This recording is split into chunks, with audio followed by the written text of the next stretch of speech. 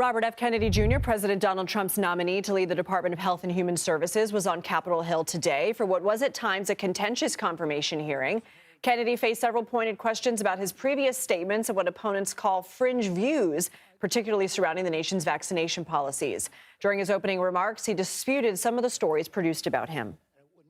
News reports have claimed that I'm anti-vaccine or anti-industry. I am neither. I am pro-safety. I worked for years to raise awareness about the mercury and toxic chemicals in fish, and nobody called me anti-fish.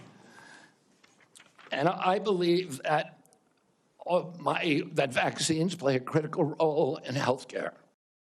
Let's bring in CBS News congressional correspondent Nikole Killion now from Capitol Hill. Nikole, you were inside the hearing room, and Kennedy repeatedly denied he's anti-vaccine, but Democrats pressed him on this, accusing him of seeking influence and wealth at the risk of public health.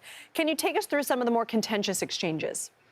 Yeah, well, there was a lot of back and forth. Many senators on the Democratic side were trying to reconcile some of his past statements about vaccines, about how they impact different racial and ethnic groups, as well as a trip that he took to Samoa back in 2019, where the vaccination rates were very low on that island. He says that he had nothing to do with any kind of spike in infection rates there. But again, this is something that he continued to push back on, suggesting that some of his previous comments and positions were taken out of context. He told members that even some of his own kids, all of them have been vaccinated.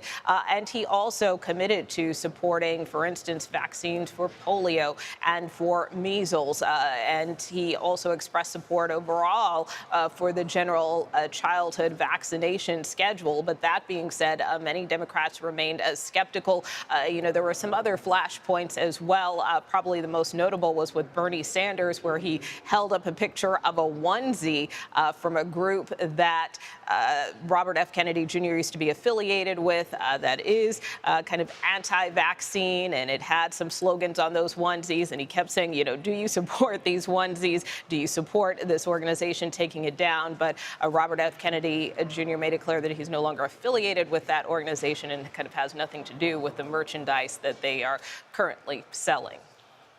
As we've been covering, we have breaking news that the White House has rescinded its memo to freeze federal grants and loans. Any reaction yet from lawmakers?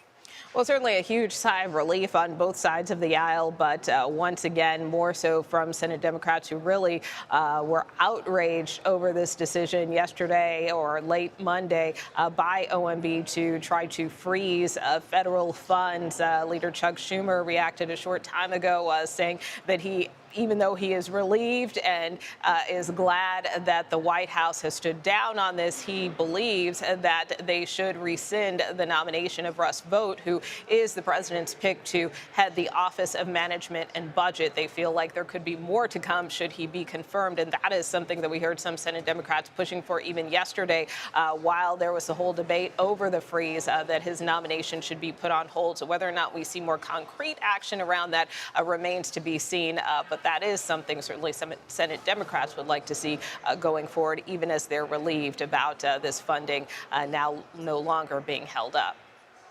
Okay, Nikole Killion, thank you. You bet.